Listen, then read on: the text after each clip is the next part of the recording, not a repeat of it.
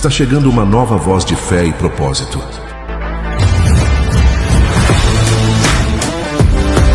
Prepare-se para ouvir histórias que inspiram e transformam.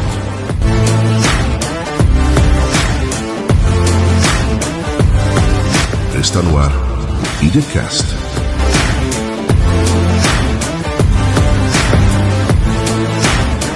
Apresentação: Pastor Renato Cordeiro. Amados do Senhor, estamos com muita alegria iniciando o ano de 2026. Terminamos de maneira maravilhosa o ano de 2025 com vários convidados. Foi um tempo de bênção. O nosso podcast tem sido bênção na vida de muitas pessoas. E eu, inclusive, te convido a você assistir os podcasts anteriores que estão no YouTube, no nosso canal IDCast. E hoje, especialmente, eu quero te convidar para uma viagem, em especial pelo Novo Testamento.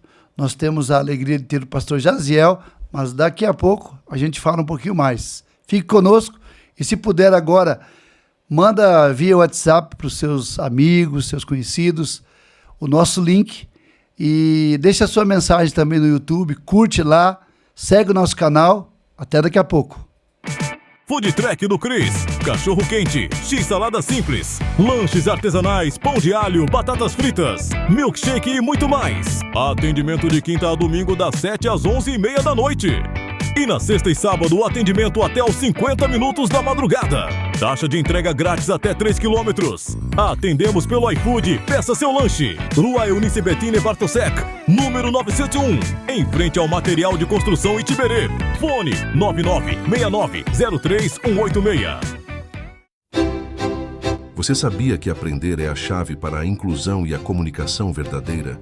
No CEPOL, Centro de Ensino de Português e Libras, nós acreditamos no poder da linguagem para aproximar pessoas e transformar realidades. Oferecemos cursos in company, palestras e treinamentos voltados para a formação, capacitação de profissionais e instituições. Realizamos serviços de tradução e interpretação com excelência, promovendo acessibilidade e inclusão em todos os ambientes. Siga-nos no Instagram, @CEPOL Centro de Ensino, e descubra como o conhecimento pode conectar mundos. CEPOL, Centro de Ensino de Português e Libras. Comunicar é incluir. Incluir é transformar. Há histórias que nascem das lágrimas, mas florescem pela fé. Este livro revela que o fracasso não é o fim, é o ponto de partida para quem decide confiar em Deus. Neste livro, Jaqueline Cordeiro nos conduz por lembranças, feridas e recomeços. Uma jornada intensa, humana e profundamente espiritual, mostrando que até das dores mais profundas, Deus escreve vitórias eternas. A vitória sobre o fracasso, porque só Deus pode transformar derrotas em testemunhos. Que maravilha, amados! Aqui estamos de volta. É mais um episódio, é o primeiro de 2026. Agradecemos ao Alad, nosso técnico. E hoje, conforme a gente já tem divulgado, nós temos a honra de estar com o pastor Jaziel. Pastor Jaziel, o qual é professor da Fabapar, professor do nosso seminário, conceituado Seminário de Curitiba, do Brasil, né? E, pastor Jaziel, é uma alegria tê-lo aqui. Eu gostaria que o pastor cumprimentasse os nossos telespectadores nesse momento. É uma alegria, um privilégio enorme poder participar deste momento. Eu quero saudar a cada um, a cada uma, com a maravilhosa graça e a paz de nosso Senhor e Salvador Jesus Cristo, desejando que as bênçãos de Deus recaiam sobre a vida, a família, o trabalho e as expectativas de cada um. Temos um ano promissor, um ano muito agradável a ser vivido e que possamos vivê-lo sob a orientação e a égide do Espírito Santo de Deus. Amém, pastor. É uma alegria. Eu estudei no seminário de 87 até 90. e tive o privilégio já de tê-lo como professor em algumas matérias.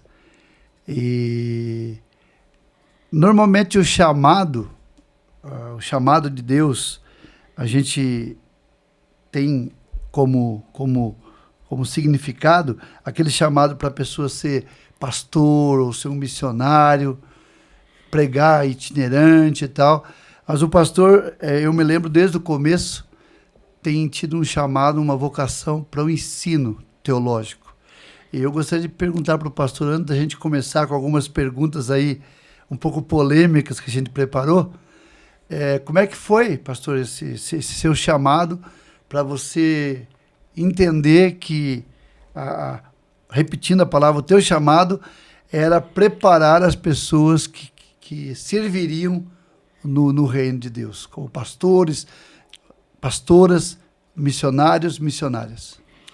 Desde o momento que eu me conheci como cristão, criança ainda, eu sempre questionei algumas coisas que existem na religião, na igreja e na própria Bíblia. E por isso eu pesquisava já nos livros, a partir do momento que eu aprendi a ler.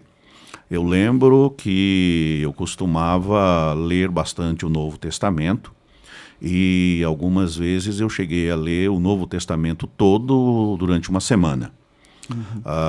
Quando eu vim estudar em Curitiba teologia no seminário, que hoje é Faculdade Batista do Paraná, eu já era um inquiridor, um questionador.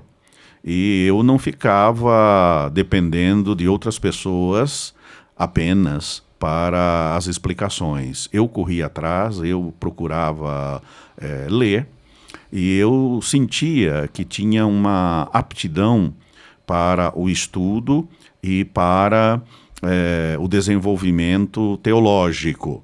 Se você olhar para as cartas de Paulo, você vai encontrar em um determinado momento que ele fala no dom de conhecimento, exato, que é diferente do dom da sabedoria, embora haja correlação, e seria importante que quem tem o dom do conhecimento tenha também da sabedoria. Mas eu me descobri com este dom, com este talento, e procurei aperfeiçoar. Quando eu comecei a estudar no seminário, eu sentia o Espírito Santo colocar em meu coração, que dizia, daqui a um tempo você que vai estar no lugar aí desse professor, tá vendo esse professor? Ele vai continuar, mas você também vai se somar ao quadro, você vai lecionar. Ouvi também alguém dizer que tinha retornado da Inglaterra para estudar, fazer pós-graduação, e Deus tocou no meu coração, você vai ser um dos próximos. Então, depois de teologia, de fazer o bacharelado, comecei a lecionar no seminário, depois fui estudar fora, fazer o mestrado na Inglaterra, e aí sempre lecionando, sempre procurando descobrir as verdades incomensuráveis das Escrituras, com determinada profundidade, e aí Deus foi sempre confirmando, e eu tenho sido professor, então, por várias décadas. Atualmente eu leciono na área de Novo Testamento e teologia sistemática, e tenho procurado sempre descobrir cada vez mais os tesouros e as pérolas. Só quero dizer que é algo quase que infinito, não podemos conhecer todas as coisas, exato, mas a partir de um determinado momento você vai descobrindo certas questões que pareciam ser difíceis, aí elas vão se tornando explicadas, mas aí você descobre outras questões mais difíceis ainda. Então é como se fosse um poço sem fundo, porque é um conhecimento quase que infinito, o conhecimento a respeito de Deus, da sua palavra, das suas verdades. E ninguém aqui na Terra consegue chegar a um ponto que possa dizer eu conheço muita coisa ou eu conheço todas as coisas. Exatamente. Nós conhecemos um mínimo possível. É isso mesmo. E pastor, normalmente a gente tem pessoas que nos inspiram. É claro que a nossa inspiração número 1, com certeza, é Jesus. Você lembra de algumas pessoas que te inspiraram ao longo da tua jornada? Eu sempre me inspirei em Jesus Cristo, em primeiro lugar, né, que é o nosso Rei, Senhor. Também o apóstolo Paulo, Agostinho, Lutero, e pessoas que eu conheci na carne. Eu poderia citar o professor Michael Watton e o professor Lauro Mandira. Esse professor Lauro Mandira ainda trabalha conosco ali na Fabapar e é atualmente o nosso capelão. Glória a Deus. São pessoas que com certeza tocaram a tua vida. O pastor veio de que cidade, pastor? Você é paranaense mesmo? Sou paranaense, nascido em Mandaguari.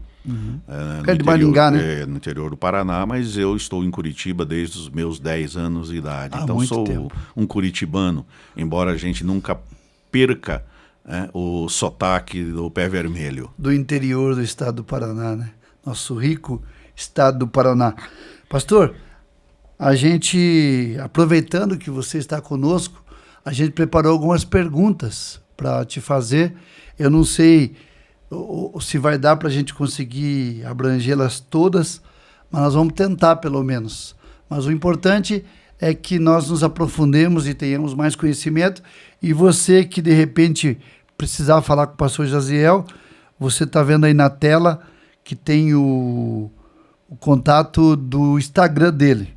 Então você pode mandar um direct para ele, algo assim. E de repente, se você precisar de ter um contato a respeito de um convite ou coisas parecidas, se ele permitir depois, a gente pode até passar o número do celular dele. Pastor, uma coisa que agora nós estamos bem próximos do Natal, passamos o Natal aí há pouco tempo, estamos no mês de janeiro, então o Natal foi em dezembro, e sempre há aquela pergunta, muitas pessoas inclusive condenam a muitos por comemorarem o Natal, por não se saber exatamente a data em que Jesus teria nascido. Pastor Jaziel, tem como nós nos aproximarmos da data em que Jesus nasceu? Temos algumas comprovações, confirmações que nos levariam a entender que foi a data X, Y. O que você nos diria sobre isso? Ok, na verdade não existe uma comprovação final específica que nos leve à data exata do nascimento de Jesus Cristo. Naquele mundo antigo não havia essa questão de comemorar aniversário, data de casamento. Essas comemorações são modernas, elas não existiam na antiguidade. Comemorar aniversário era algo extremamente raro, era raríssimo. E o caso que aparece lá no Novo Testamento, da celebração do aniversário de alguém em que morreu João Batista, aquilo é algo bem raro de existir na antiguidade. Não havia documentos comprobatórios, registro de nascimento, certidão de nascimento, CPF, não tinha carteira de motorista, não existiam essas coisas, tá? Então, o que acontece? Quando o cristianismo, né, estava tentando cristianizar o mundo pagão, ele também cristianizava algumas comemorações. E havia uma festa pagã que era em homenagem ao deus Saturno, em que se fazia menção ao Natalis Invictus Solis, que era o Sol. Era uma adoração também ao Sol, além do deus Saturno. Adorava-se em muitas áreas daquele período pagão o Sol. Então o cristianismo, como ele cristianizava estas festas pagãs, cristianizou também a comemoração ao nascimento do Solis Invictus, Natalis Solis Invictus, e passou a ser uma comemoração do nascimento de nosso Senhor e Salvador Jesus Cristo. Tá? Então, substituiu-se a adoração ao Sol E passou-se a comemorar aquele que é o Criador do sol, aquele que é o sol da justiça, o nosso Senhor e Salvador Jesus Cristo. E o cristianismo, ele precisava ter uma data para comemorar o nascimento de Jesus Cristo. Então, substituiu-se aquela festividade que era comemorada no solstício de inverno, 25 de dezembro, pela festa ou pela data do nascimento de Jesus Cristo. É apenas uma comemoração, mas não havia, em hipótese alguma, qualquer justificativa para dizer que aquela era a data realmente do nascimento de Jesus Cristo, ok? Quando será que Jesus nasceu? Bem, aí é um problema bem controverso e que a gente pode chegar a algumas conclusões preliminares, mas não afirmar categoricamente a data de Jesus. Com certeza, 25 de dezembro não foi, porque quando Jesus nasceu, os pastores estavam com as ovelhas no campo à noite. E como todo mundo sabe, dezembro é um mês de inverno rigoroso ali na Palestina. Não se leva as ovelhas para fora durante o mês de dezembro. Os pastores levam as ovelhas a partir do mês de maio e as recolhem no começo de outubro. Então Jesus jamais poderia ter nascido entre o mês de outubro e o final de abril, por exemplo. Não tem como ser, porque são meses em que a temperatura é muito baixa, especialmente novembro, dezembro e janeiro. São meses assim bem rigorosos. Quando Jesus nasceu, o Evangelho de Lucas retrata que os pastores estavam à noite no campo. Então não poderia ser esta época. Então como que nós poderemos chegar mais perto? Bom, nós precisamos começar com o ano. Qual foi o ano que Jesus nasceu? Quando eu era criança, eu imaginava que antes de Cristo e depois de Cristo era que nem o dia 31 de dezembro. Que quando está chegando meia-noite a gente fala 9, 8, 7, 6, está chegando até que 1 e viva! Viva o novo ano! Então eu imaginava quando criança que era assim, nós estávamos lá no ano 5 antes de Cristo, depois 4, 3, 2, vai nascer! Mas não é assim. Tá? Não havia este calendário como nós temos. O calendário romano, por exemplo, ele estava no seu 8º século depois da fundação de Roma. É assim que eram contados os anos. Em Israel, contava-se a partir da origem do povo. Hoje, eles estão com diversos anos à nossa frente, porque começaram lá atrás. Como surgiu essa questão do antes de Cristo e depois de Cristo? No século VI, foi pedido pelo Papa ao Dionísio Pequeno, que era um monge, para que fizesse as contas, os cálculos e determinasse qual teria sido o ano que Jesus nasceu. Ele fez rapidamente os cálculos, sem muita análise criteriosa, sem ter nas mãos condições de ter uma análise bem acurada, e ele chegou à conclusão de que Jesus teria nascido no ano 753 de Roma. E ele chamou então aquele ano de depois de Cristo. Então, ele separou antes de Cristo e depois de Cristo. É por isso que nós temos esta contagem atualmente, antes de Cristo e depois de Cristo. Com o passar do tempo, verificou-se que ele foi muito simplista na sua análise e cometeu alguns equívocos, e que a data do nascimento de Jesus Cristo, o ano, precisava ser colocado algum tempo mais para trás. Vamos olhar para a Escritura. A Escritura dá algumas pistas. E a pista mais interessante para se descobrir a data do nascimento de Jesus Cristo está ali no relato de Mateus, no capítulo 2, que fala dos magos. Ok? Porque Herodes mandou matar as crianças de 2 anos para baixo.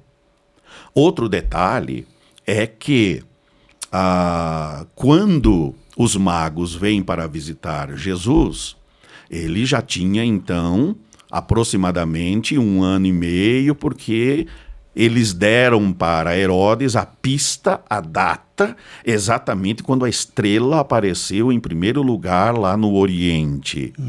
E então Herodes, a partir daquela informação, manda matar as crianças de 2 anos para baixo. Se Jesus tivesse nascido recentemente, Herodes teria mandado matar só as crianças recém-nascidas. Mas não foi assim que aconteceu. Então veja, quando Herodes manda matar, Jesus provavelmente tinha quase 2 anos de idade. Herodes... E é interessante essa parte, pastor, porque é um detalhe, esse dos 2 anos, é um detalhe que às vezes passa desapercebido, né? Sim. Herodes, então, Herodes, ele morre de acordo com os escritos, né, de forma comprovada, ele morreu no ano 4 a.C., né? O que Dionísio, o monge, colocou antes de Cristo e depois de Cristo, Herodes morreu no ano 4. Como é que Jesus vai nascer 4 anos depois e Herodes, que já morreu no ano 4, tinha mandado matar as crianças de 2 anos para baixo, que Jesus já tinha nascido? Verdade. Tá? Então, se nós colocarmos aí, Herodes morreu no ano 4, Jesus aproximadamente 1 ano e meio, quase 2 anos, já são 6, e Herodes demorou ainda alguns meses ou 1 ano para morrer, depois que ele mandou matar as crianças. Então isso nos coloca lá para o ano 7 no nosso calendário. No calendário juliano que nós temos hoje, Jesus deve ter nascido lá pelo ano 7 a.C. Um outro dado interessante é o recenseamento que César Augusto mandou realizar. César Augusto mandou realizar um recenseamento no mundo todo por causa dos impostos. E esse recenseamento foi executado em todo o mundo no ano 8 a.C., de acordo com os registros históricos. Só que os judeus que não queriam se submeter a Roma, porque os judeus sempre eram, né, zelosos pelo seu povo, pela lei, pela sua religião, e eles não queriam se submeter. Então eles fizeram uma espécie de mini-revolta, de insubordinação, e não ocorreu em Israel, ali na Palestina, né, em Jerusalém, arredores, Galiléia, Judéia. Não aconteceu o recenseamento no ano 8º. Ele só foi ocorrer no próximo ano, no ano 7º. Então, somando-se este dado do recenseamento de César Augusto, que demorou 1 ano para se fazer, então de 8 vem para 7, em Belém, em Jerusalém, na Galiléia e tudo mais, no ano 7º. E pegando o dado de Herodes, que morreu no ano 4, mais 2 anos que mandou matar as crianças, e mais um período de ele ainda viver após a matança, vai dar no ano 7. Então, provavelmente, o ano em que Jesus nasceu é o ano 7 antes de Cristo. E o mês dá para se saber? Dá para se saber de acordo com alguns registros. Por quê? Porque ali em Belém, veja que interessante, por que José espera? Por que José espera? A Maria está quase dando a luz para descer para Belém. Ele não poderia ter ido antes? Poderia ter ido antes, no primeiro mês, no segundo mês, no terceiro mês. Mas não, ele vai quando a menina já está para dar à luz. Olha que interessante a profecia de Miqueias, porque ele diz que é em Belém. Se fosse em outra época o recenseamento, Jesus teria nascido em Nazaré, mas para cumprir a escritura, Jesus, né, Maria, José, vão para Belém exatamente no período que Jesus vai nascer. E por quê? Porque de acordo com os registros históricos, o recenseamento ordenado por César Augusto ocorreu entre os dias 10 e 24 de agosto do ano 7. Não era o período todo, não era o ano todo. Era um determinado período. Então, o recenseamento em Belém foi entre os dias 10 a 24 de agosto. E então, como Jesus nasce durante a visita ali para Belém, do recenseamento, é provável que Jesus teria nascido neste período. Se nós pegarmos lá o dado de que Zacarias estava no templo, os registros mostram que Zacarias esteve no templo no mês de setembro, os dias 7, 14, 21 e 28, são os sábados de setembro. E então, você somando todos esses dados, dá para se ter uma possibilidade, que eu diria não é final, é uma possibilidade, que Jesus teria nascido lá pelo dia 21 de agosto, 22, 23, 24 de agosto. É ali, naquele ano período 7 antes do de ano Cristo. 7 antes de Cristo. Mas eu quero ressaltar que isso é uma possibilidade, tá? Mas não há como comprovar isso de forma final. De todos os argumentos, de todas as possibilidades que existem, esta é a que mais seria provável. É uma das... É a mais próxima da verdade. É a mais próxima da realidade, né? Mas nós não podemos bater o martelo, porque antigamente essas questões de data são confusas. De acordo com o imperador, uma semana podia ter 15 dias, ele decretava lá que a semana ia ter 15 dias, e dali a pouco um mês tinha 10 dias, ok? O imperador mudava, e isso é muito confuso. Mas dá pra gente ter esta possibilidade para dizer. O ano é quase certo que foi o 7º antes de Cristo, o 7 AC.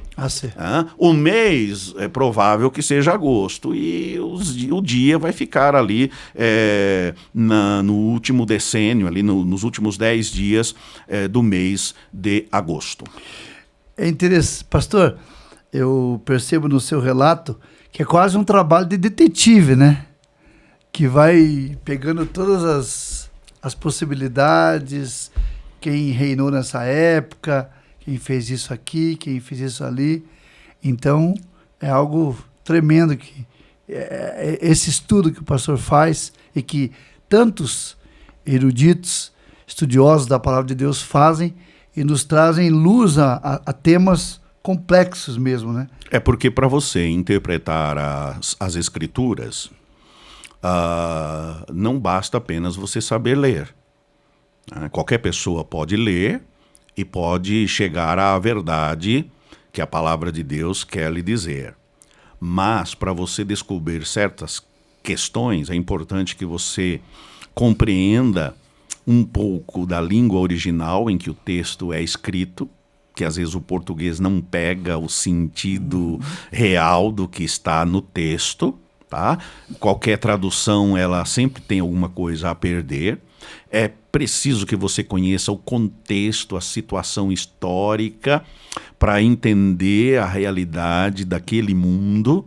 Então, nossos óculos, né, hermenêuticos, ou seja, a nossa forma de enxergar o texto, é com o auxílio desta cosmovisão moderna e agora pós-moderna que está diante de nós. Precisamos tirar esses óculos e colocar os óculos daquele tempo, daquele período, para entendermos as situações vivenciais daquela época. E é preciso também, em determinadas situações, você fazer esse trabalho, né, que você chama de um trabalho de detetive, mas é você cavucar, você analisar, você colocar os pós, os contras, para chegar à realidade. Quase um arqueólogo, né? Um arqueólogo. E, aliás, a arqueologia é uma das ciências que também colabora muito, né? Para o conhecimento, a confirmação, a veracidade da palavra de Deus. Com certeza. Então não é um trabalho fácil. Tá? Não é um trabalho fácil. E para os nossos telespectadores que ouvem algumas palavras e de repente não entendem, a palavra hermenêutica, pastor, explica exatamente, rapidamente, o que significa a palavra hermenêutica. Hermenêutica é você fazer a interpretação do texto. Tá? Muitas vezes as pessoas leem a Bíblia e fazem uma aplicação. Quando a gente levanta de manhã cedo, que a gente faz o nosso devocional, a gente lê a Bíblia e a gente faz uma aplicação para nós não estamos interpretando o texto, nós estamos aplicando o texto. Mas para a gente muitas vezes aplicar o texto é preciso interpretá-lo primeiro. Dizer o que Paulo, por exemplo, quis dizer com aquele verso ou com aquele contexto. O que o autor quis dizer com aquela passagem. O que esta palavra realmente significa no grego. No grego do Novo Testamento, né? Mas não é isso que eu entendia. Porque às vezes a gente entende errado, porque falta estes instrumentos para interpretar o texto. Então, hermenêutica é fazer a interpretação. Seriam ferramentas, né, pastor, importantes. Sim. E só falando, você falou sobre a questão do grego, ou do hebraico, que é o Antigo Testamento, ou mesmo o aramaico. Eu costumo, muito superficialmente, o meu conhecimento das línguas originais é bem superficial, porque eu fiz a teologia pastoral, mas assim, eu costumo falar, por exemplo, a palavra amor. No português, a palavra amor, você diz para uma pessoa, eu te amo.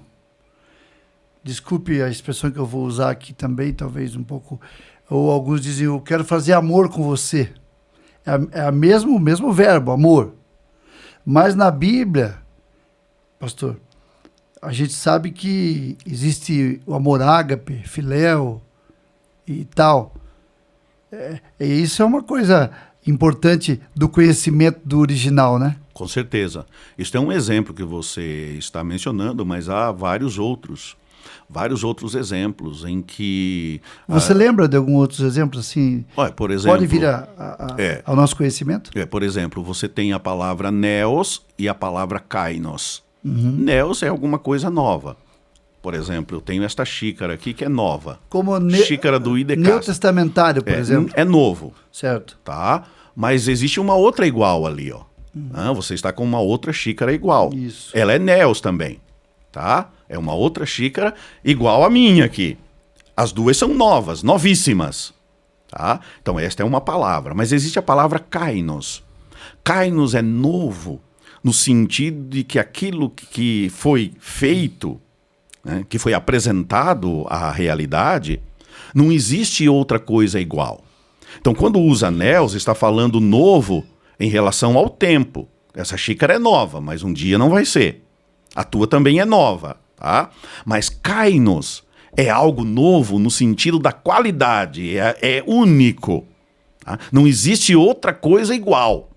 E no Apocalipse, cântico novo, né? É no sentido de kainos. Um novo nome é kainos. Quer dizer, é algo novo, único, que não existe outra coisa igual na realidade. Então, o novo nome que a gente vai receber é um nome único, que só eu tenho. Você também só... Não é um novo no sentido de que o velho passou e agora tem um novo. Não é novo no sentido de kainos, que coloca na realidade algo unívoco, que não existe igual. E no português... Novo céu, nova terra. Isso. No português você perde. É novo, simplesmente. Você não tem essa diferenciação. Então, por isso que é interessante você aprender o grego para o Novo Testamento, o hebraico para o Antigo Testamento, e aprender o contexto e as situações do Novo Testamento. Aproveitando, pastor, que a gente falou um pouco sobre a data do nascimento de Jesus, a respeito dos magos... Geralmente há um consenso na população e tal, de que, pelo fato de que eles entregaram ouro, incenso e mirra, seriam 3 magos, embora a Bíblia não diga que eram 3. De fato, eram 3 magos ou não eram 3 magos? Ok. Veja bem. O fato de atualmente, isso é coisa moderna, isso é coisa nossa. Quando você vai a uma festa de aniversário, você leva um presente. Outra pessoa leva um presente que pode ser igual, pode ser diferente. Tá? Esse é o nosso costume, é o nosso jeito. Naquele tempo, quando nascia um rei, todos que iriam presentear o rei levavam ouro, porque o príncipe não merecia outro presente, não era digno de outro presente a não ser ouro. Todos eles levavam ouro. Então o fato de nós termos 3 presentes não significa que o número de magos sejam 3, porque à época a forma de se dar presentes não é a mesma forma de se presentear hoje. Como é que nós podemos identificar o número de magos? Quando é que começou essa história de 3 magos? Essa história não é lá do tempo do 2º século, do 3º século. Ela começa a partir do 4º século. No 2º século, nas igrejas do Oriente, o número de magos era considerado como sendo 12. No Ocidente, eram 2, o número variava de 2, 7 ou 11. Esse número de 11 magos, ele ganhou certa fama por representar os 11 fiéis apóstolos de Jesus Cristo. Os mosaicos, ou seja, as gravuras pintadas naquela época, mostram 2 ou 7 magos. No Oriente, o número 12 ficou famoso porque representaria as 12 tribos de Israel. Então, nos primeiros séculos, o número poderia ser 2, 7, 11 ou 12. Porque quando Mateus escreve, ele não diz 3 magos. Ele diz uns magos. E uns não é sinônimo de 3, nem de 2, nem de 5, nem de 7, nem de 11, nem de 12. Uns é indefinido. Ok? Então, o que aconteceu? A Helena, que era mãe de Constantino, lá no 4º século, ela era uma mulher bem religiosa que se converteu ao cristianismo, à fé cristã, e ela foi a Jerusalém para estipular alguns locais, algumas questões referentes à vida de Cristo. Ela foi com um grupo de estudiosos, né? E também junto uma espécie de feiticeiro, de adivinho, que adivinhava certas coisas para ela. Então ela estipulou exatamente onde foi o local que Jesus nasceu.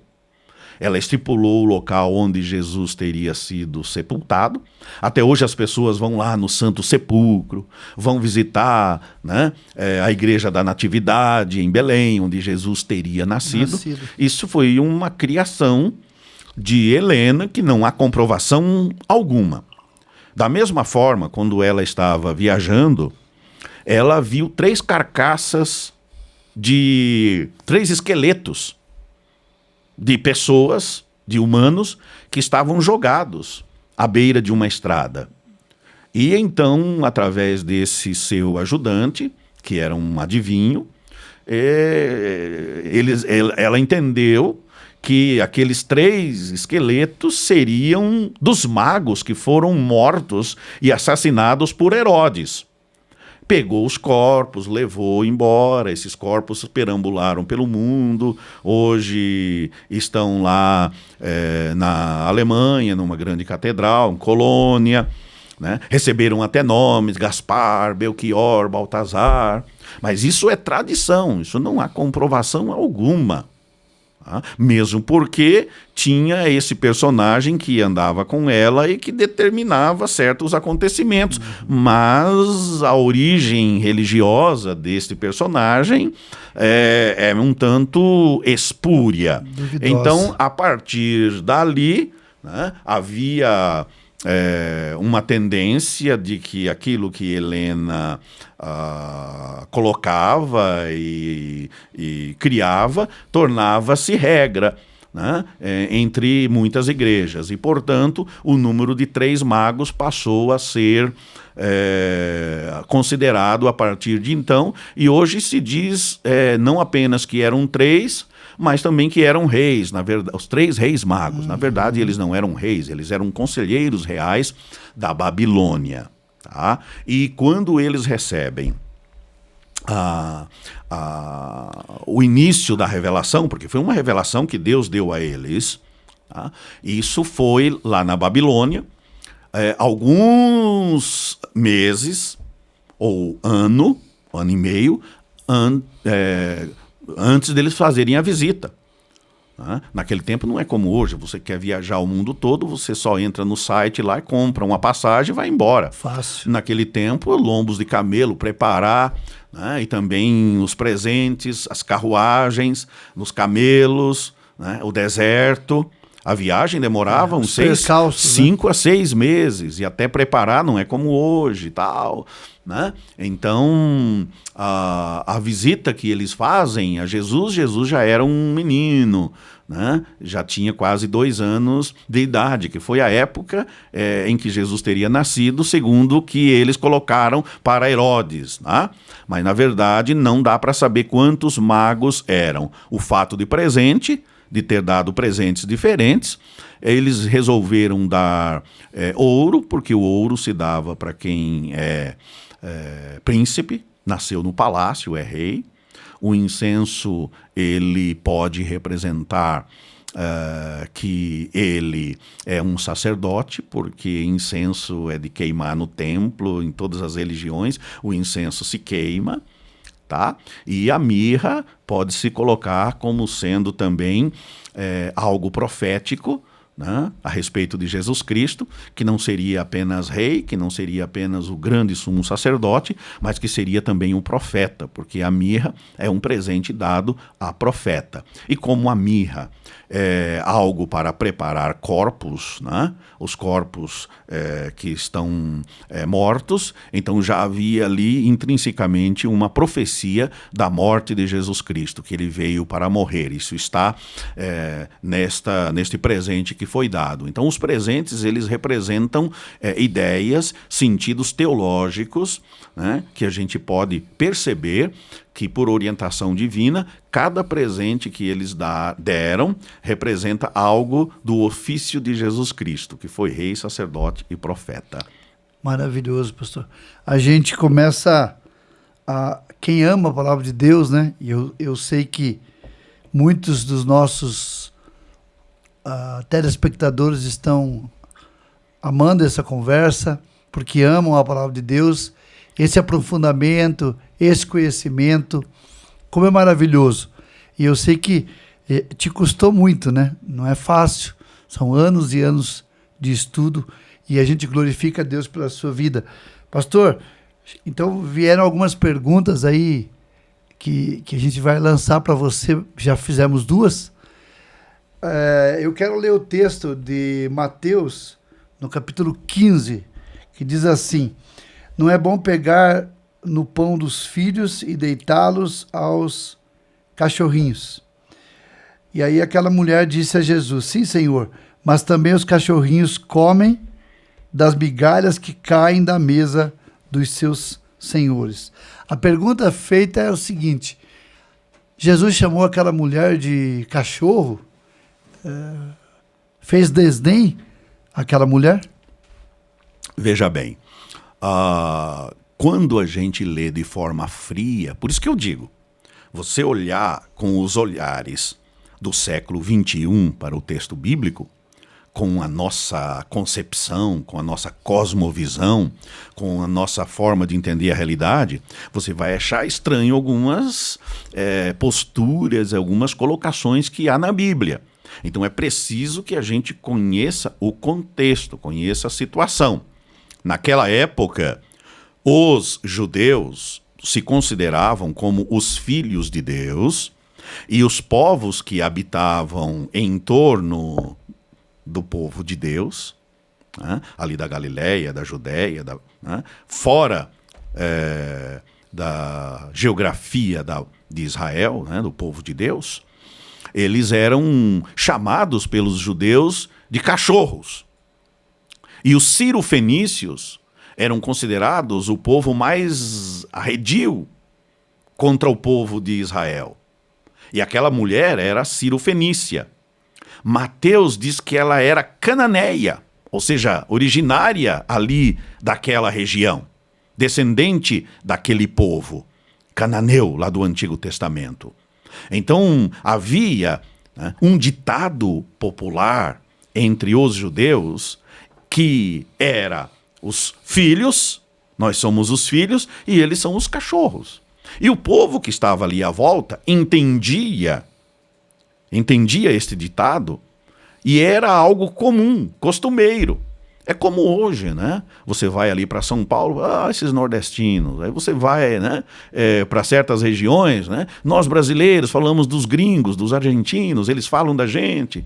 Então, isto aí numa conversa, num bate-papo, não é algo que fere tanto, porque já está estruturado. No contexto, já né? Isso aí já é comum, já é normal. Você sabe que um argentino vai falar algo a respeito da gente e que nós vamos falar alguma coisa deles, porque há uma certa rixa entre brasileiro e argentino. Los hermanos. Los hermanos. Tá? Então, isso, para quem vivia naquela situação e naquele período, era algo extremamente comum. Especialmente aquela mulher. Porque aquela mulher, ela entendia muito a respeito do Messias. Porque ela chama Jesus de filho de Davi. Ninguém chamou Jesus de filho de Davi, exceto esta mulher e o cego Bartimeu. Porque filho de Davi era um termo teológico na época atribuído ao Messias. Nenhum judeu, nem mesmo nenhum apóstolo, nenhum discípulo chamou Jesus de filho de Davi. Até um embate de Jesus com os fariseus a respeito deste termo, filho de Davi. Então, chamar Jesus de filho de Davi é reconhecer que ele é o Messias. E só 2 personagens do Novo Testamento fizeram isso, o cego, Bartimeu, e esta mulher. 2 pessoas alienadas da sociedade. Então, aquela mulher, ela era teóloga, vamos dizer assim, ela era hermeneuta. Ela entendia do que estava falando e ela sabia quem é que estava à sua frente. Porque ninguém poderia realizar tantos milagres e fazer tanta coisa como Jesus fez, se não fosse o Messias. E ela disse publicamente, filho de Davi, tem misericórdia de mim. No entanto, Jesus está fora do local geográfico em que ele exerceria a sua missão. Jesus na carne foi enviado apenas às ovelhas perdidas da casa de Israel. Ele não foi enviado para sair pelos 4 cantos, como o apóstolo Paulo, proclamando a verdade de Deus. Ele veio mostrar, primeiramente, ao povo de Israel que ele é o que veio cumprir as profecias do Antigo Testamento. Então ele não poderia, né, realizar ali algum milagre, a não ser que houvesse algo excepcional. Aí sim ele realizaria milagres. Lá em Israel, qualquer manifestação, Jesus curava. Vamos dizer assim na nossa linguagem, no nosso evangeliquez. Qualquer glória a Deus e aleluia, Jesus curava. Agora, aqui fora do espaço geográfico, não. Jesus não foi enviado para exercer ministério fora. Porque se os judeus, que já estavam, os fariseus principalmente, os saduceus, que já estavam loucos, já estavam doidos por causa do que Jesus fazia e que se considerava como o Messias ou o Filho de Deus, se Jesus fizesse alguma atividade fora do terreno da Palestina, ali seria pior. Então, ele evitou exercer ministério fora. Então, quando a mulher grita, filho de Davi, tem compaixão de mim, Jesus se silencia. Este, talvez, foi um dos maiores sacrifícios que Cristo fez na terra. Alguém implorando, uma mulher implorando pela sua filha, e Jesus calou a boca. Jesus ficou quieto. Aí a mulher insistiu. Os discípulos chegam e dizem, Senhor, você que cura facinho, você que cura todo mundo lá, ó, manda essa mulher embora. Ela está parecendo uma pentecostal que vem gritando atrás da gente aí. Está parecendo, está atrapalhando nossas férias, porque Jesus foi lá tirar férias. Porque o mês de abril, maio, era muito quente lá onde Jesus morava, ali em Cafarnaum, e subia a serra, né? Lá em Sidom, o negócio, a temperatura dava uma boa refrescada. De 45 graus, vinha mais ou menos para uns 22, 25 graus. Então, olha, refrigerava mesmo. Eles estavam tirando férias. E os discípulos estavam incomodados com aquela mulher gritando. Então, cura logo e manda embora. E Jesus então vira-se para eles e diz assim: eu não fui enviado senão as ovelhas perdidas da casa de Israel. Comprovando que o seu ministério, enquanto ele estava na carne, era para o povo de Israel. Inclusive, quando Jesus manda os discípulos a evangelizar, ele diz assim: vocês não devem ir a não ser as ovelhas perdidas da casa de Israel. Então, quando Jesus está na carne, ele exerce o ministério para Israel. Depois que ele ressuscita, ele diz: indo por todo mundo, pregai o evangelho a toda criatura. Isso era a missão dos discípulos, dos apóstolos. Não era a missão dele. Ele veio para preparar esses discípulos para que a sua palavra chegasse aos 4 cantos da terra. Então, não fui enviado senão as ovelhas perdidas da casa de Israel. A mulher ouviu isso, veio, se colocou de joelhos, adora, e pede para Jesus: socorre-me, minha filha está terrivelmente endemoniada. E aí Jesus diz assim: não é bom tirar o pão dos filhos e jogar aos cachorrinhos. Significa, não é, você vai tirar pão do filho e jogar para o cachorrinho? Mas ela entendeu o que Jesus estava querendo dizer. Não vou tirar o pão dos meus compatriotas, do meu povo, dos judeus ali, dos judeus, para jogar para os estrangeiros. Para essa raça que não espera a profecia, que não é do povo de Deus. Eu não vou tirar e jogar. Mas a mulher que é persistente, inteligente, Lutero diz que foi a única pessoa que dobrou Jesus no argumento. Nem Nicodemos venceu Jesus no argumento, e esta mulher ganhou. Porque a mulher, quando recebe esta palavra de Jesus, não é lícito tirar o pão dos filhos e jogar para os cachorrinhos. Aqui tem um negócio do grego, viu? Aqui tem um negócio do grego que é interessante, porque a palavra cachorrinho, na linguagem que eles estavam falando, provavelmente o aramaico, que aquela mulher entendia, a palavra cachorro, quando se fala cachorro, cachorrinho, tem uma palavra só. Na língua que eles estavam falando, só tem uma palavra. Que pode ser cachorro vira-lata de rua e pode ser também cachorrinho. Vai depender do contexto. No contexto em que a coisa era falada, ok? Se entendia. E o ditado, como os judeus tratavam os outros, é cachorro mesmo, vira-lata de rua. Cachorro. Ok? Mas aquela mulher pega aquela palavra e diz: não, Senhor, mas até os pets comem das migalhas que caem da mesa do seu Senhor. Ela pega a palavra de Jesus e aquilo que vem no sentido negativo, ela transforma no sentido positivo. Ela quer dizer o seguinte: eu não sou um cachorro vira-lata de rua, como vocês judeus nos acusam, como vocês judeus nos consideram.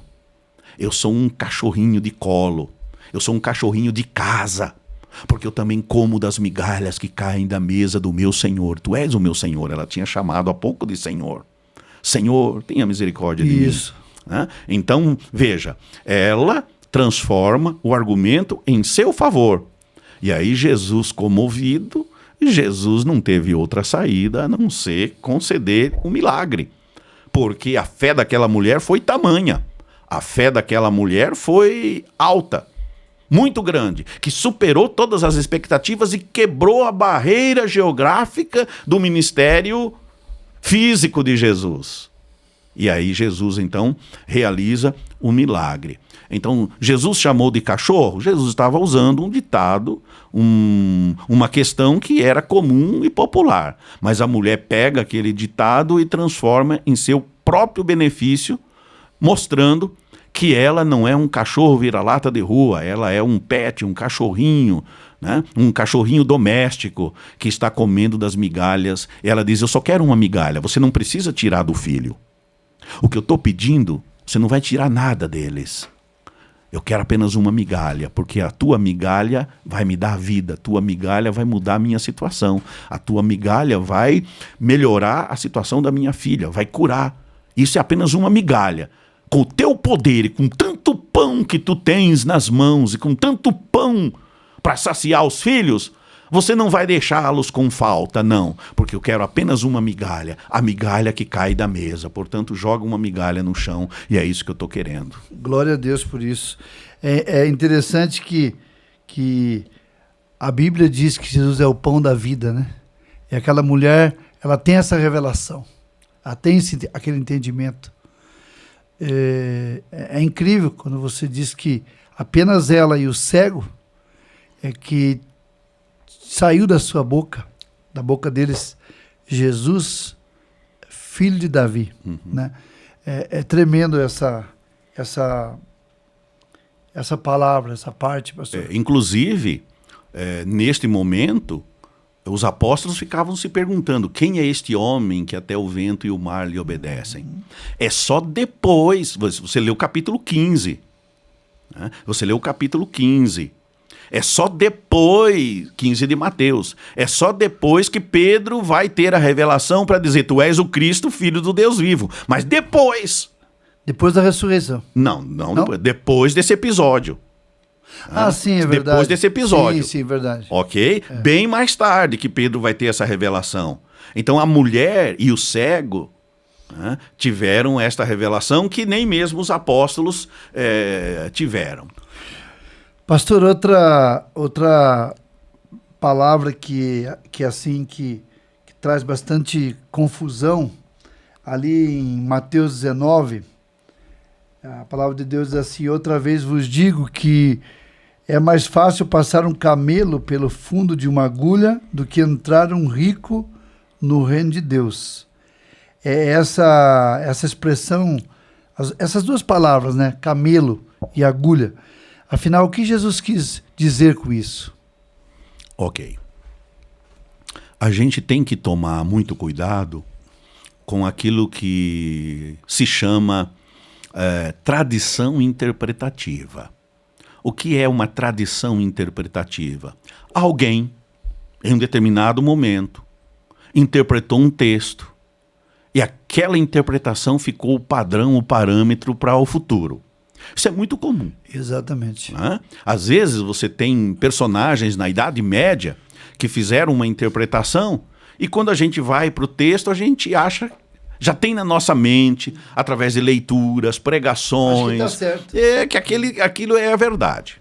Tá? Então o que acontece? No 11º século, alguém interpretou aquela passagem como o camelo sendo o animal, camelo, mas como agulha sendo uma portinhola que existiria na cidade de Jerusalém.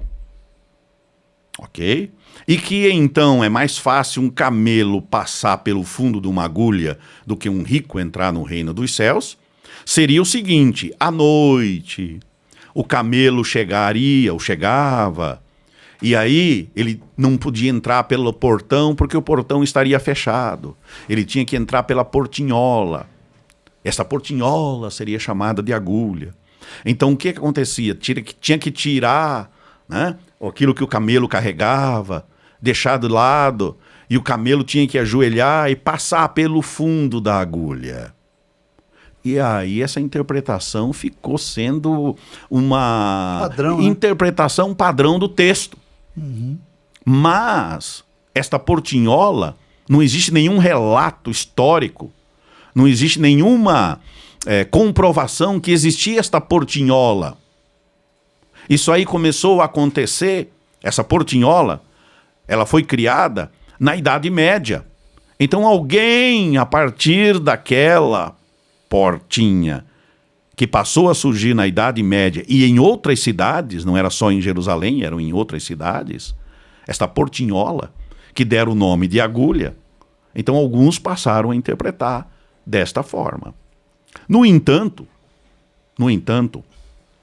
essa não pode e não deve ser uma interpretação que tem o sentido do texto. Por quê? Porque quando os discípulos dizem assim: então quem é que poderá salvar-se? O que é que Jesus diz? Aquilo que é impossível. Então veja, Passar pelo fundo do agulha é algo impossível. Não é algo difícil. Porque se for essa portinhola, é apenas difícil. Basta tirar a carga do camelo, o camelo se ajoelhar, você espremer ele e passar pela portinhola. Mas Jesus diz, aquilo que é impossível aos homens é possível a Deus. Então passar pelo fundo da agulha é algo impossível. Vamos para o contexto. Havia um ditado no mundo oriental que era o seguinte: é mais fácil um elefante passar pelo buraquinho de uma agulha do que acontecer isso e aquilo. Tem os ditados, nós temos ditado. Água mole em pedra dura, tanto bate até que fura. Batatinha quando nasce, espalha a rama pelo chão. Tem esses ditados. Melhor um passarinho na mão do que dois voando, e assim vai. Tem gente que acha até na Bíblia, né? Exato. Uma vez uma senhora perguntou ao pastor, onde é que está na Bíblia? Água mole em pedra dura, tanto bate até que fura. Mas isso não existe na Bíblia. Tem esses ditados, então tinha um ditado. Como em Jerusalém não tem elefante, qual que é o maior animal que eles conheciam? Era o camelo. Então o ditado: é mais fácil um camelo passar pelo buraco de uma agulha do que acontecer isso e isso, é um termo que mostra, é um ditado que mostra impossibilidade. Então camelo ali é camelo mesmo. Alguns intérpretes dizem que camelo ali é camilos, que é uma corda grossa. Porque um copista na Idade Média, veja, não tinha impressão, não tinha editora, né, não tinha digitação, nem máquina de datilografia, era tudo copiado à mão. Um copista na Idade Média copiou, ao invés de colocar camelo, colocou camilo. E camilo é uma corda grossa. Então alguns acham que o que Jesus falou foi camilo. É mais fácil passar uma corda grossa pelo buraquinho de uma agulha do que um rico entrar no reino dos céus. Mas, ao se fazer os estudos, se percebe que os manuscritos mais antigos, mais aceitos, é camelo mesmo. Então é camelo. É o animal mesmo. É o animal, é camelo, não é o camilo, que é corda grossa, é camelo. E agulha? Agulha não é portinhola.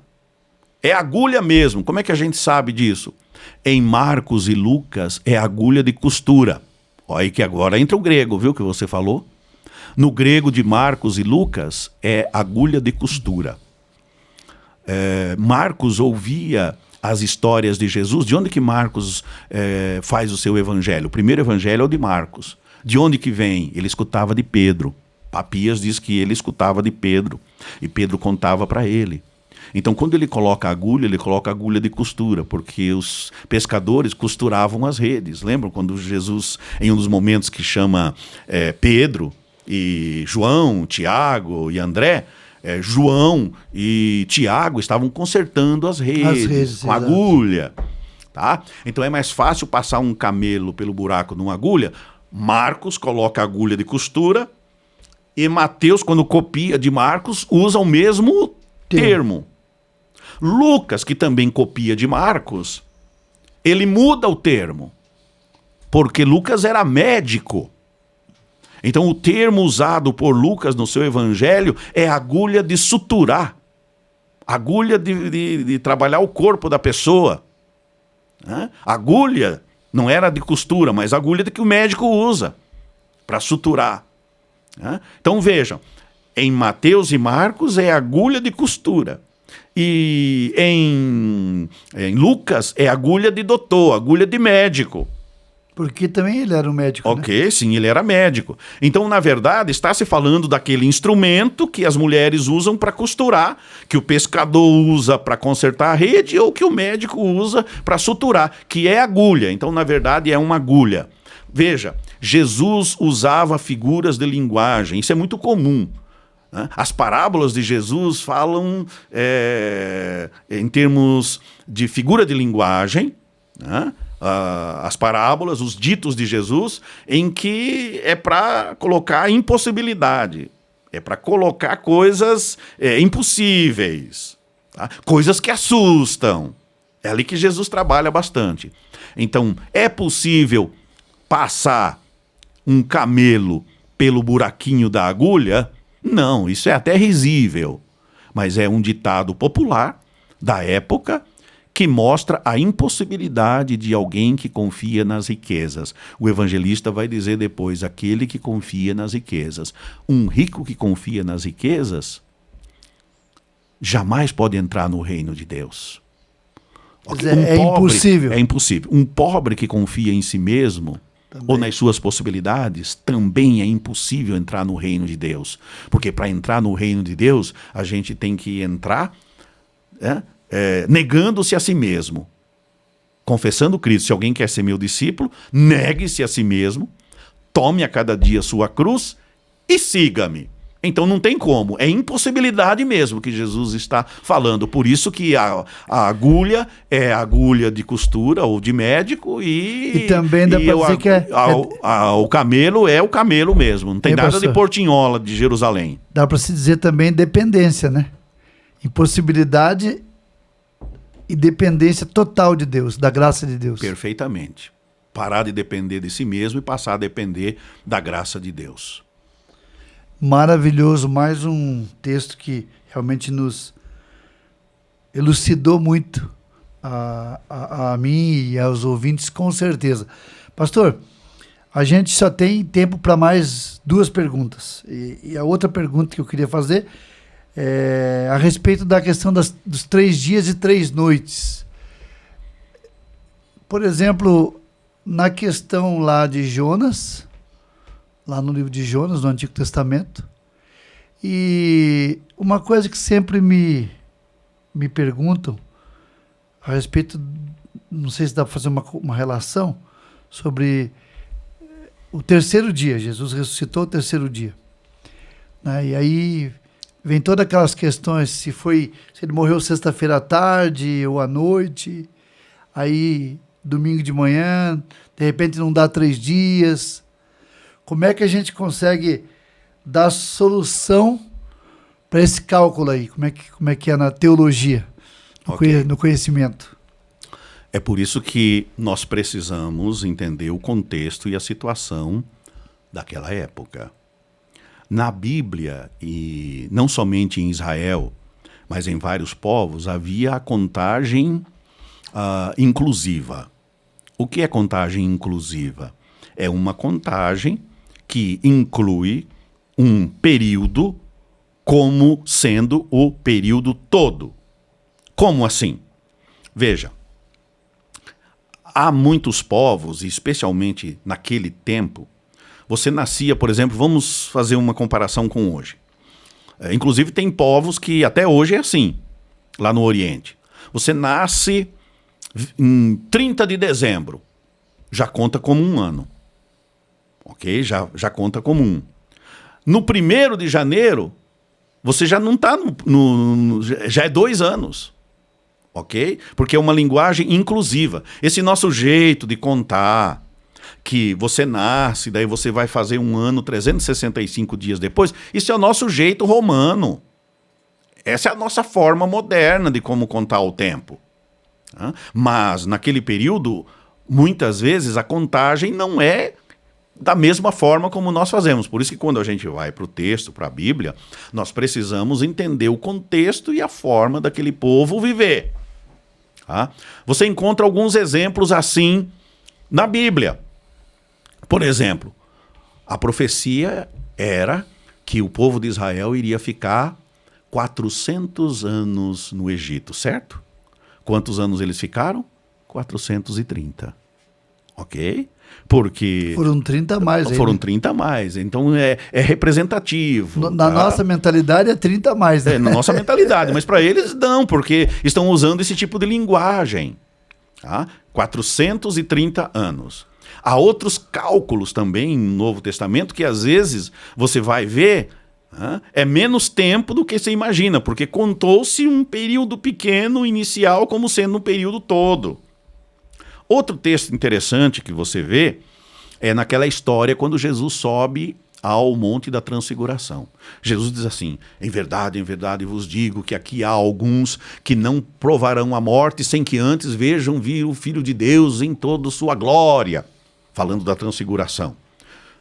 Tem gente que acha que Jesus iria voltar enquanto os discípulos estavam vivos, mas é sobre a transfiguração. E aí, só um parênteses, pastor, aí usa-se isso alguns para tentar desacreditar a palavra de Deus, né? Claro, porque interpretam errado. Exato. Aí, porque o texto segue, Jesus fala e o texto segue. Marcos e Mateus dizem assim: 6 dias depois, Jesus tomou com eles consigo Pedro, Tiago e João. 6 dias depois. Você vai para Lucas, Lucas diz assim, 8 dias depois. Aí alguém vai dizer, tem contradição na Bíblia, porque Marcos e Mateus dizem 6 dias depois, e Lucas diz 8 dias depois. É que Marcos e Mateus estão usando a contagem sem considerar o dia que Jesus falou e sem considerar o dia que as coisas realmente aconteceram. Está falando de 6 dias... Que daria 2 dias a mais. De romano. Isso. Porque Marcos está escrevendo para romanos. Então ele contou em termos de horas. Ok? 6 dias, sem considerar o dia que Jesus fala e o dia do cumprimento. Lucas considera o dia que Jesus fala como sendo um dia e o dia em que a profecia de Jesus se cumpre como sendo também contando nesse relato. Então não há contradição. Então é a forma de se contar. O que acontece?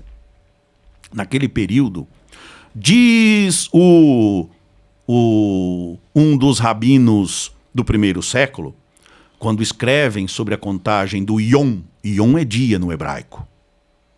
Ele diz o seguinte, 24 horas são considerados um dia, mas basta um único momento daquele dia que já se conta como um dia inteiro.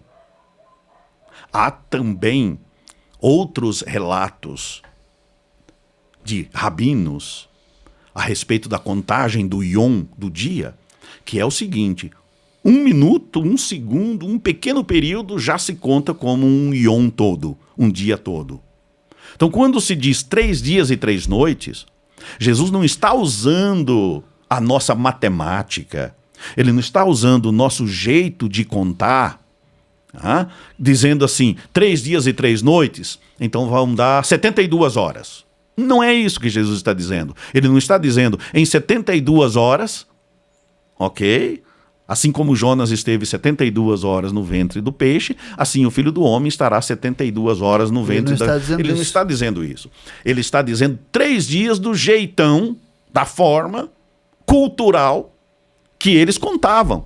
Significa dizer o seguinte, parte de 3 dias. Pode ser parte de 3 dias, como pode ser 3 dias de 72 horas.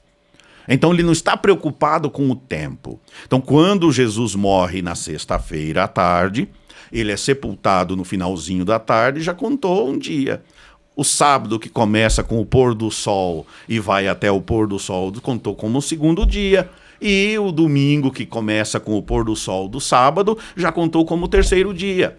Ok? Então é parte de 3 dias. Por isso que, na nossa linguagem, o melhor é dizer assim, ao 3º dia ressuscitarei, porque 3º se conta também o dia que morreu.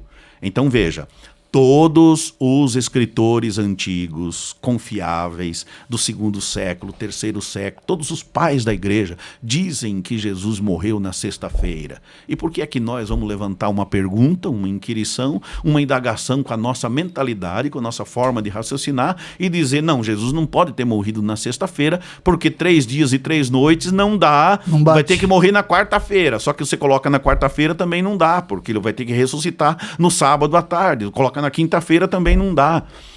Então veja, é uma forma linguística, cultural de se dizer as coisas. De se dizer as coisas. Assim como nós falamos hoje em dia. Eu vou lá na tua casa, mas vou esperar o sol esfriar.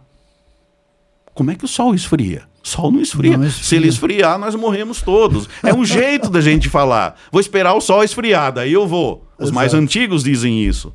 Né? Minha mãe ainda diz isso, meus avós diziam assim, vou esperar o sol esfriar. Mas o sol não esfria, é o jeitão da gente colocar, é cultural. Né? É o jeito da gente colocar. Ok? Ou então diz assim, fulano dormiu do lado, fulano ficou preso do lado de fora. Como é que alguém vai ficar preso do lado de fora? Ele fica preso se ele está dentro do recinto. Exato. Do lado de fora ele não fica preso, mas eu fiquei preso do lado de fora. Esqueci a chave e fiquei preso do lado de fora. Como é que você fica? É o jeito de a gente falar. Ok? A luz dormiu acesa. Como é que a luz vai dormir? Né? Então, é o jeito cultural de nós falarmos no nosso cotidiano. Esse entendimento, pastor, é tremendo, né? A pessoa ter esse conhecimento para poder também interpretar a palavra de Deus de maneira correta. Sim. Pastor, uma última questão, antes da gente dar os esclarecimentos finais. A gente sabe que o apóstolo Paulo ele escreveu 13 cartas do Novo Testamento. Essas 13 cartas nós temos convicção de que ele escreveu. Mas nós temos mais uma carta que alguns dizem que foi Paulo, outros citam outras pessoas e outros simplesmente dizem que não há como se cientificar de que seja alguém. Não há um escritor conhecido, que é a carta aos Hebreus. Como é que fica, pastor? Dá para dizer que foi Paulo, o escritor da carta aos Hebreus? Essa seria a nossa última pergunta de hoje. Veja bem, essa é uma pergunta difícil que Orígenes respondeu já no 3º século. Orígenes, quem foi? Um pai da igreja, um escritor importante, que falava muitas coisas a respeito da vida de Jesus e dos apóstolos. E Orígenes diz assim, sobre Hebreus, só Deus sabe quem escreveu. Eu diria um pouco diferente. Eu diria que a Epístola aos Hebreus, Deus sabe, quem escreveu sabe que foi ele que escreveu, e os primeiros leitores que receberam sabem quem foi, porque eles os trata de uma forma que eles o conheciam. Mas depois do tempo de Orígenes e hoje, nós só poderemos asseverar que só Deus sabe. Nós poderemos aí aventar algumas possibilidades.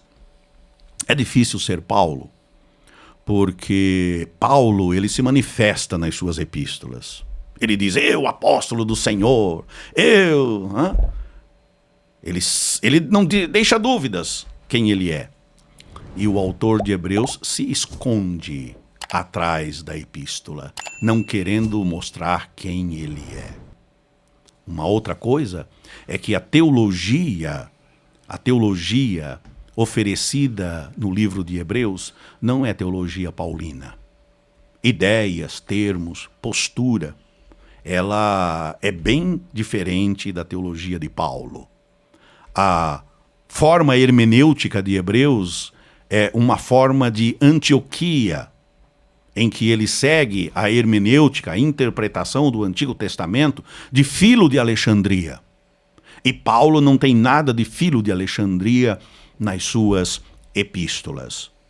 Outra coisa, o autor diz claramente no capítulo 2 que não é da primeira geração de cristãos, porque ele diz assim, que aprendeu e recebeu daqueles que receberam de Cristo. E isto vai contra o que Paulo diz em Gálatas e em outros momentos, em que Paulo diz que ele recebeu diretamente de Cristo. Então veja, Paulo recebeu a revelação diretamente de Cristo. Não foi de Pedro, não foi de André, não foi de Filipe, não foi de Bartolomeu, não foi de ninguém. Paulo recebeu diretamente de Cristo. E o autor de Hebreus, capítulo 2, ali o versículo 3, ele diz que recebeu daqueles que receberam de Cristo. De segunda mão. E Paulo recebeu de primeira mão, diretamente. Então não deve ser mesmo o apóstolo Paulo. Mas quem seria? Nos primeiros séculos, alguns colocaram que poderia ser Lucas, outros que poderia ser Barnabé, que é uma boa possibilidade, Barnabé. Outros colocaram que foi Clemente de Roma. Clemente era bispo de Roma no finalzinho do 1º século. Mas Lucas e Clemente não podem ser, porque o autor se considera judeu. O autor declara que ele é judeu. É um judeu escrevendo a judeus. E tanto Clemente de Roma quanto Lucas não são judeus. Então vai reduzindo, sabe? Eliminando. Vai eliminando. Alguns aí na Idade Média colocaram como autora Priscila, outros colocaram como sendo Marta, outros colocaram como sendo André, um dos outros apóstolos. Mas eu gostaria de deixar duas possibilidades, que são as mais fortes a meu ver. O Barnabé e o Apolo. Barnabé, porque ele era levita, sacerdote, e existe uma descrição de culto e de sumo sacerdócio ali no livro de Hebreus fantástica. Então pode ser Barnabé. É o Apolo citado em Coríntios. Corinto e em Atos 18, que ele foi discípulo de Priscila e Áquila.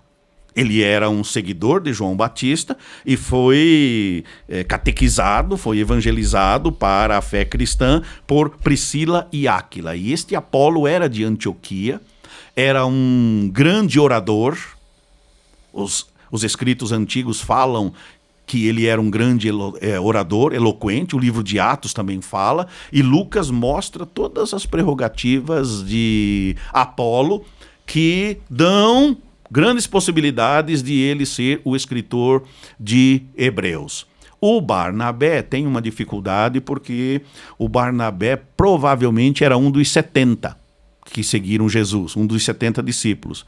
E se ele foi um dos 70 discípulos, ele recebeu diretamente de Cristo, porque andou com Cristo.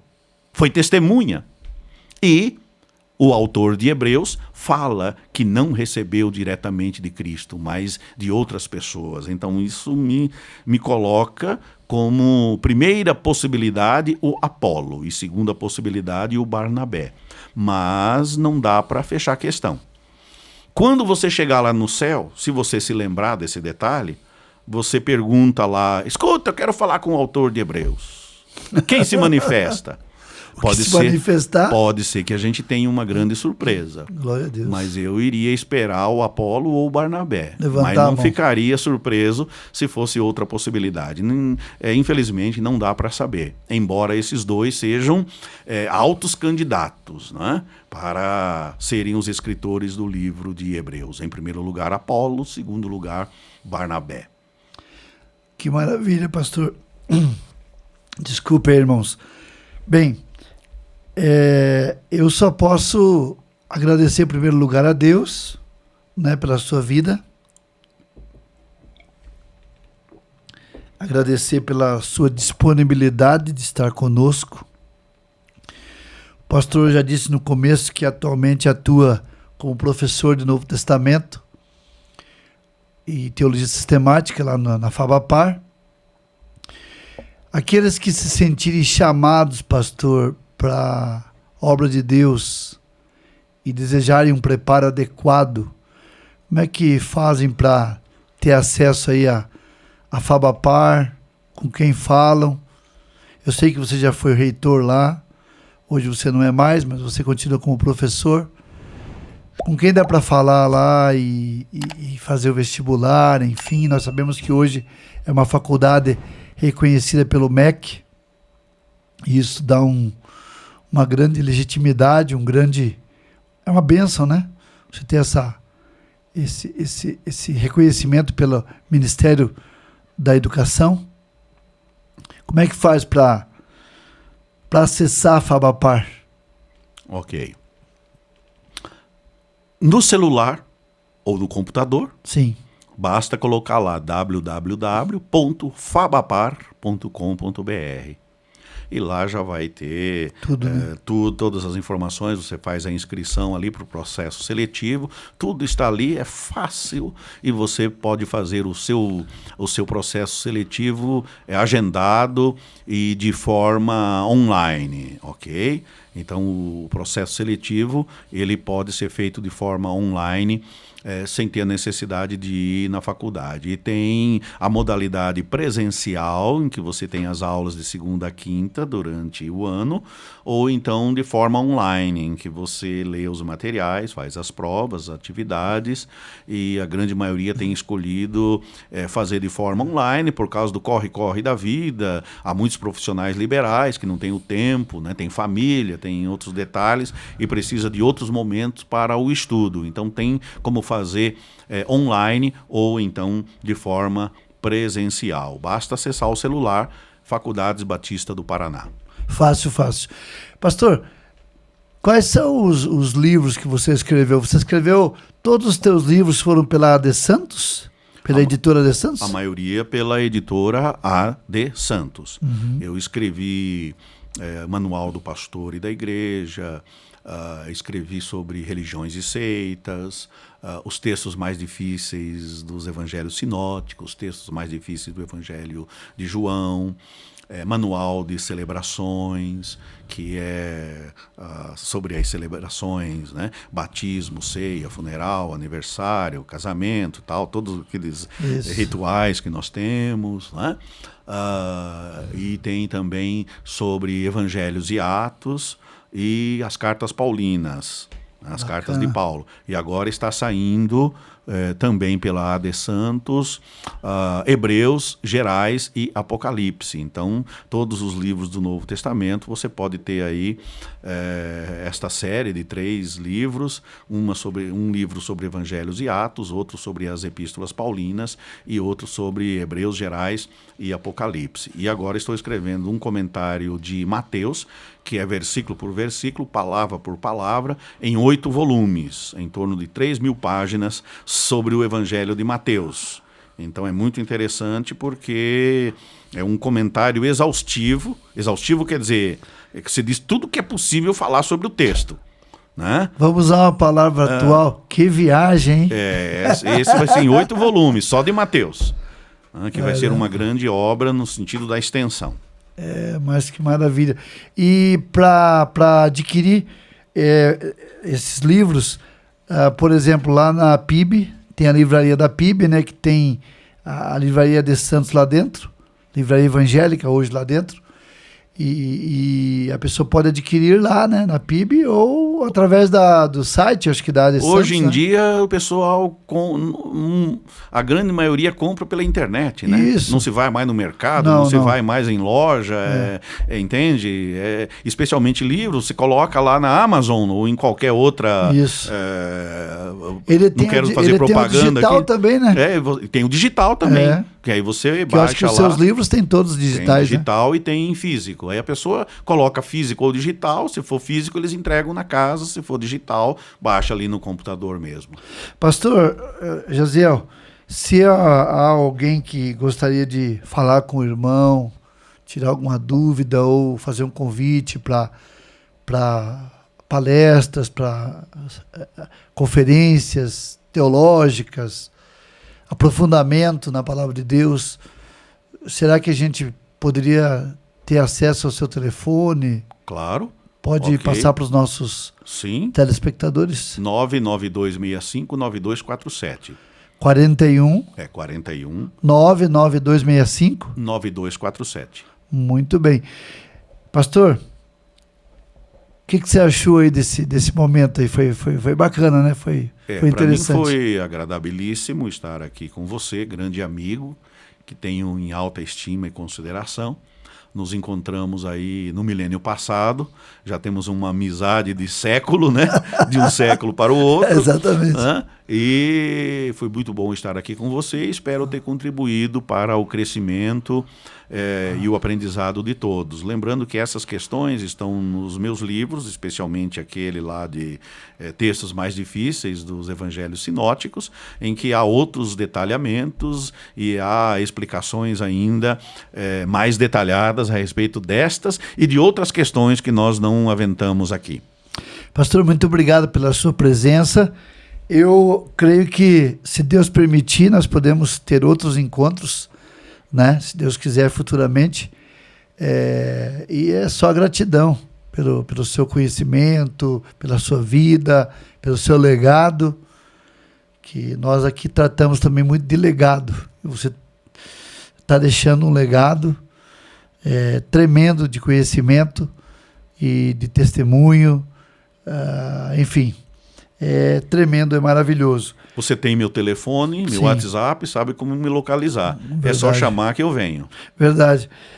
Como diz a música, você tem meu telefone, né? Isso aí.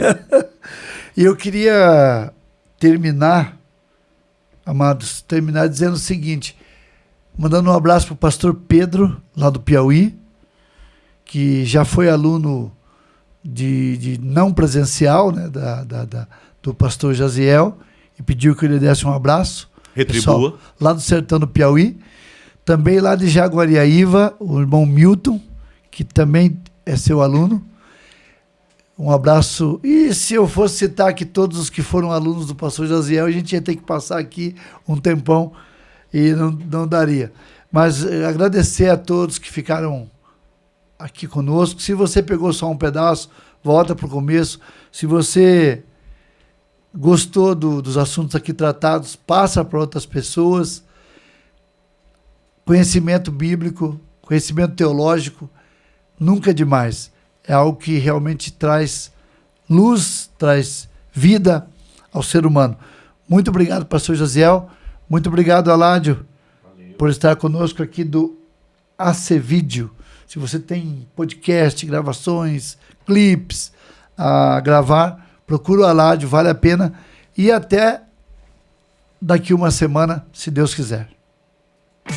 Food Truck do Cris, cachorro quente, x-salada simples, lanches artesanais, pão de alho, batatas fritas, milkshake e muito mais. Atendimento de quinta a domingo das 7 às 11h30 da noite.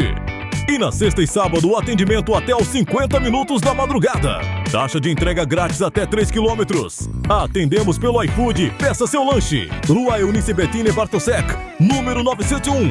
Em frente ao material de construção Itiberê. Fone 996903-186.